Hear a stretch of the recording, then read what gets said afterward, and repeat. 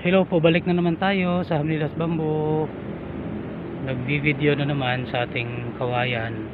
Ito naman ay isang species din na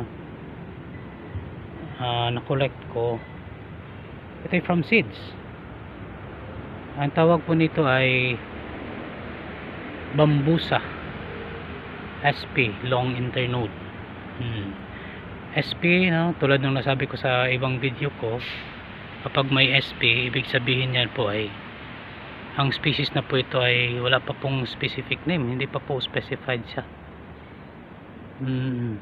Bambusa SP long internode. Tinawag po itong long internode kasi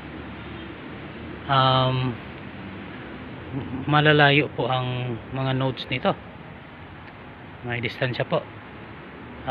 Sabi nga nung nabasa ko, kasi ito pa yung unang pinakamalaki kong tanim, kaya hindi ko pa rin nakita kung gaano ka haba yung nodes nito, internodes nito. Sabi nila abot raw ng 1 meter. For example, ito yung isang node, saka ito naman yung isang node. Itong internode na ito, sabi nila abot ng 1 meter yung haba, so mahaba talaga. At saka ang isa rin sa feature nito ay lalo na dito sa base, malapit sa base, ay solid, solid ito. Maliit lang po talaga yung butas niya. Ito po yung ginagamit sa construction din, ginagawang laminated boards or plywood, charcoal. Maganda nito sa furniture, malaking tulong daw ito. Meron akong nabasa isa article na malaking tulong daw ito sa ating furniture industry. Maganda itong gamitin sa furniture. Tapos isa pa, dahil itong light green yung color, na may whitish powder, maganda rin daw itong gamitin bilang ornamental. Kaya lang medyo malaki ito, hindi ito pwedeng ilagay natin malapit sa bahay. Tingnan niyo yung isang bagong tumubo, ang ganda tingnan, light green na may whitish powder, may puting powder. Ganda siyang tingnan.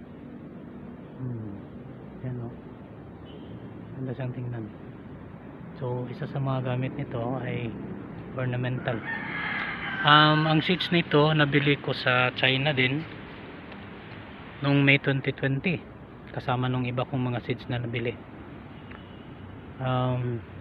Yung isang pack na nabili ko nito, nasa mga 1,500 yata yung price.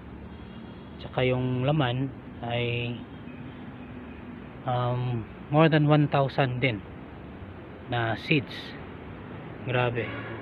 2 years in stock na daw ito nung binili ko, pero ang nabuhay nung pina-germinate ko ay 1,200. So ang dami kong stocks nito dati, kaya lang naibenta ko na yung iba. Yung iba naman tinatanim ko doon sa area ko sa probinsya. Marami akong tinanim din ganito. Balak ko rin magkaroon ng bamboo, gagamitin ko for construction.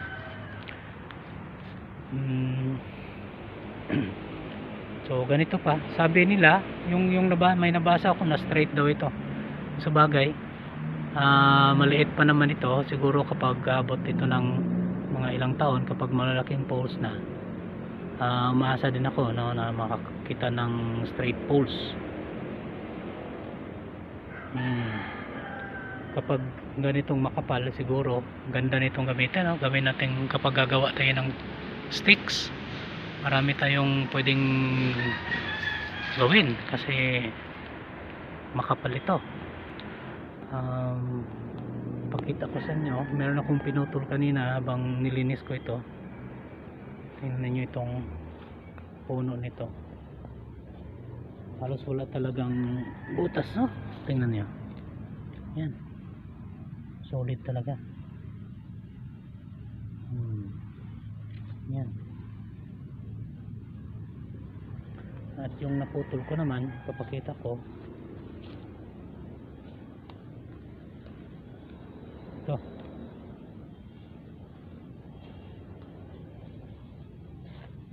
Walang butas. Solid talaga.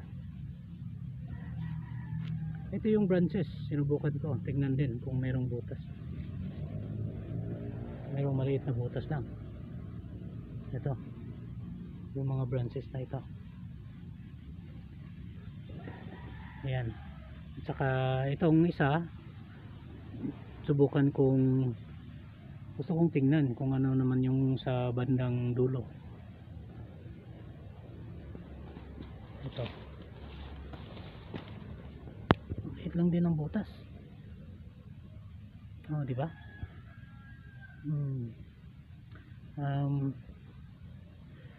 Kaya magandang klase ng kawayan ito. Solid talaga.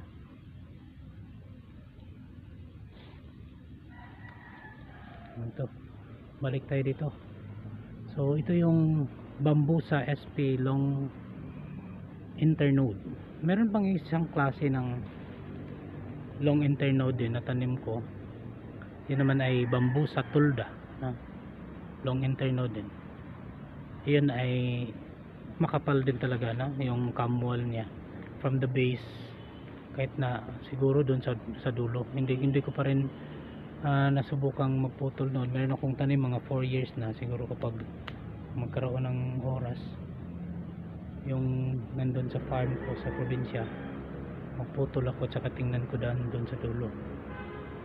Halos magkatulad lang din yung yung itsura ng mga puno nila. Long internode din. Yung height nito sabot ng 15 to 20 meters, at saka yung diameter ng puno niya ay 12 to 16 centimeter. So medium size lang po ito.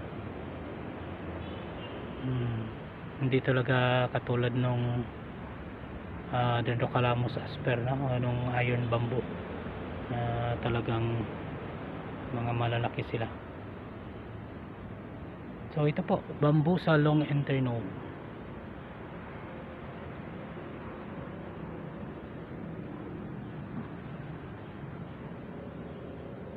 Okay, sabagay kung gusto nyong magkaroon pala ng ganito, marami pa rin akong seedlings nito. Seedlings kasi galing din talaga sa seeds. Kapag maubos na yung galing sa seeds ko, pwede na ako mag-propagate nito. Marami tayong pwedeng makukunan. Katulad nito, mayroon na ngang roots na nag-develop nito. Yan o, pwede natin yung putulin at ibaon sa lupa.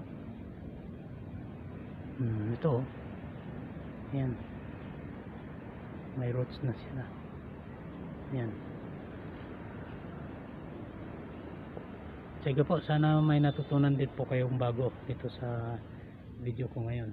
Hindi ito masyadong familiar dito sa atin. Ang alam ko nito, meron akong kakilalang iba pang tatlo na nakabili din noong May 2020. Tsaka nagtatanim na din sila nito at nagbebenta rin sila ng mga seedlings nito. Sige po, thank you.